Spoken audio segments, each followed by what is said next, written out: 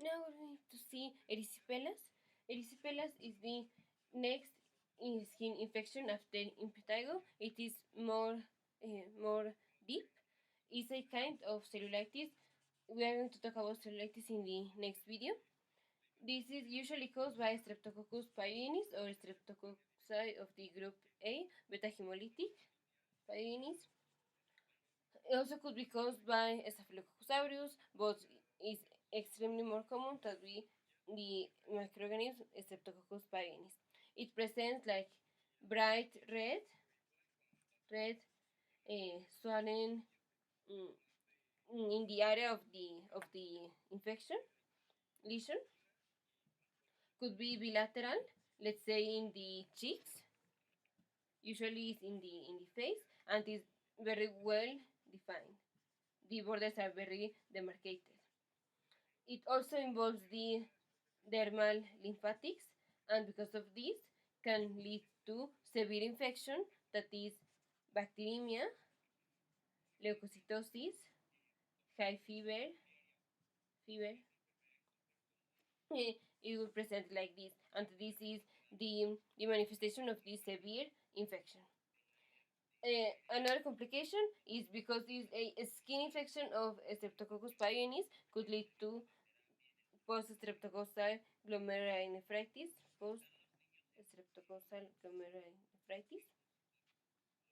Now the treatment could be systemic, oral, or IV. First, we need to give the treatment to the patient before the culture. If the culture if in the culture we have that the microorganism is Streptococcus pyogenes, then we switch the antibiotics that we're going to see in a minute. We switch them to only penicillin G or ampicillin, because we now need to only treat the Streptococcus pyogenes. So now, if it is a mild disease, we have first dicloxacillin, cefadroxil, and cefalexin. These are first generation cephalosporin, and this is a penicillinase, a resistant penicillinase resistant penicillin. This is for mild disease. If the patient has allergy to penicillin, allergy that is a anaphylaxis, because if it's a rash, we will continue giving cephalosporins. But if it is a anaphylaxis, then we give macrolides, that could be erythromycin or clarithromycin or clindamycin. Clindamycin is not a macrolide. If we suspect of MRSA, we continue with mild infection, but with MRSA, we give doxycycline, this is a tetracycline, or trimethoprim, sulfamethoxazole, Bactrim,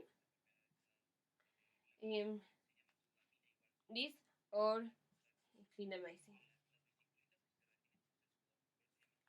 Usually would be doxycycline, trimethoprim, sulfamethoxazole. Next, if the patient has a severe infection, we already talked about how would be the presentation of a severe infection. First, if nothing of allergies nor MRSA suspected, we give the equivalent of these drops, but in IV form. The equivalent of dicloxacillin is oxacillin and nafcillin. The equivalent of cefalexin is cefazolin. Both are first generation cephalosporin, this cefazolin and cefalexin, and oxacillin and nafcillin is also a penicillinase resistant penicillin. If the patient has allergy, again, let's say anaphylaxis, then we give clindamycin or vancomycin. And if we suspect MRSA with severe infection, we give vancomycin, linezolid, daptomycin, or tigecycline. So these are the treatment. So remember, for mild infection is just cefadroxil, cefalexin, or dicloxacillin. The IV form in the severe would be nafcillin or oxacillin, that is the IV form of dicloxacillin. And for cefalexin, the IV form is cefazolin. Next, if the patient has an allergy and is mild infection, will be treated with macrolides, erythromycin or clarithromycin, or clindamycin. And if the patient has severe infection with allergy to penicillin, would be treated only with clindamycin or vancomycin. If the patient has suspected MRSA with mild disease, would be trimethoprim sulfamethoxazole or doxycycline. If it's a severe infection with MRSA suspected, would be tigecycline, vancomycin, linezolid, or daptomycin.